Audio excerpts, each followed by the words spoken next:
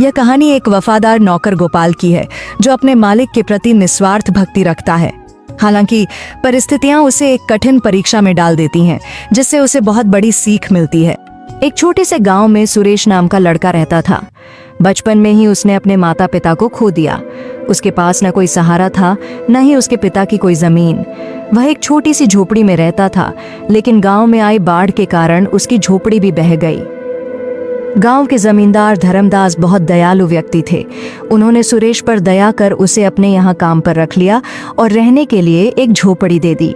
समय बीतता गया और सुरेश बड़ा हो गया। अब वह पूरी लगन से जमींदार के यहाँ काम करता था और जमींदार भी उस पर बहुत भरोसा करने लगे थे। एक दिन जमींदार ने सुरेश से कहा, बेटा, तुम अब शादी क्यों नहीं कर लेते? अब तुम्हारी शादी की उम्र हो गई है। तुम्हारी पत्नी आएगी तो तुम्हारे कई कामों में हाथ बौंटाएगी। मैं चाहता हूँ कि मेरे जीते जी तुम्हारी शादी हो जाती। क्या जाने कब भगवान का बुलावा आ जाए। सुरेश बोला, मालिक, ऐसा क्यों कह रहे हो? मेरे लिए आप ही सब कुछ हैं। आप जैसा उचित समझे मैं वही करूंगा।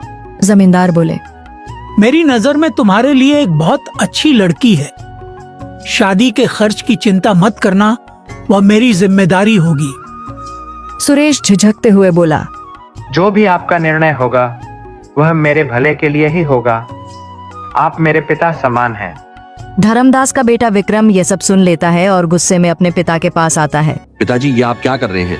सुरेश हमारा नौकर है और आप उसकी शादी का खर्च क्यों उठा रहे हैं? धर्मदास ने सख्ती से जवाब दिया, वह मेरा नौकर नहीं, बेटे जैसा है। विक्रम चिढ़कर बोला, आप मेरे पिताजी हैं या उसके?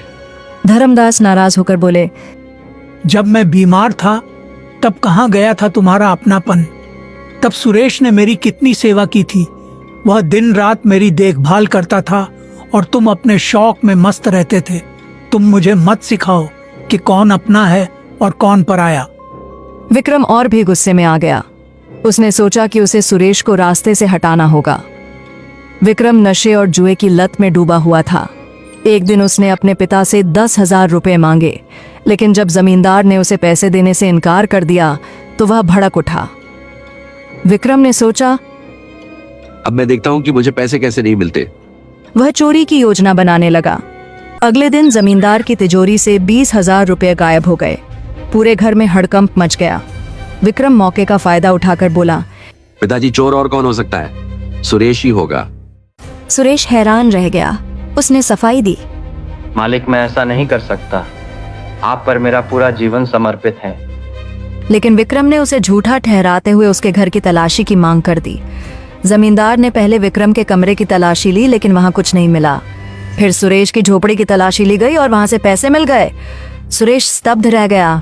यह कैसे हो सकता है? यह किसी की साजिश है। जमींदार का भरोसा टूट गया। विक्रम बोला, देख लिया पिताजी, अब पता चला कि कौन सच्चा है और कौन झूठा। धर्मदास को बहुत बड़ा झटका लगा। उन्होंने सुरेश की तरफ देखा, लेकिन कुछ नहीं बोले। सुरेश रोते हुए बोला, मालिक, मैं निर्दोष हूँ। मैं आपके लिए जान दे सकता हूँ, पर चोरी नहीं कर सकता। धर्मदास ने गहरी सांस ली और कहा, मुझे अब कुछ नहीं कहना, तुम यहाँ से चले जाओ। सुरेश वहां से दुखी होकर चला गया। लेकिन गांव के एक बुजुर्ग ने यह सब देख लिया था। उन्होंने जमींदार को बताया कि उन्होंने आधी रात को विक्रम को चुपके से पैसे छुपाते देखा था। धर्मदास को जब यह सच पता चला तो उन्हें बहुत पछतावा हुआ। उन्होंने तुरंत सुरेश को बुलाया और गले से लगा लिया। बेटा, मुझसे बहुत बड़ी गलती हो गई। मैं तुम पर भरोसा नहीं कर सका। विक्रम ही असली चोर है। सुरेश की आंखों में आंसू थे, लेकिन उसने जमींदार से कहा, मालिक, आपको दोषी महसूस करने की जरूरत नहीं। आपके लिए तो मैं जान भी दे सकता हूँ। धर्मदास ने विक्रम को घर से निकाल दिया और उसे अपनी गलती सुधारने का आदेश दिया। विक्रम का झूठ उजागर हो चुका था। गांव के लोग जमींदार के फैसले की सराहना करने लगे। सुरेश को फिर से जमींदार ने अपने साथ रख लिया और उसे अपना उत्तराधिकारी बना लिया। इंसान की असली पहचान उसके कर्मों से होती है, न कि उसकी संपत्ति से।